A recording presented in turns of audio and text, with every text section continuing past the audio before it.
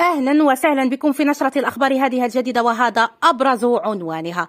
رسميا غدا الاثنين 31 مارس 2025 هو أول أيام عيد الفطر المبارك بالمغرب، حيث فيما يلي نص بلاغ الوزارة تنهي وزارة الأوقاف والشؤون الإسلامية إلى علم المواطنين والمواطنات أنها راقبت هلال شهر شوال قبل قليل من اليوم الأحد 29 رمضان المعظم 1446 هجرية الموافق ل 30 مارس 2025، فثبت لديها رؤية الهلال ثبوتا شرعيا، وبهذا فإن غدا الاثنين هو يوم عيد الفطر المبارك. قناتنا تتمنى لكم عيد مبارك سعيد، كل عام وأنتم بألف خير، تعيدوا وتعاودوا إن شاء الله.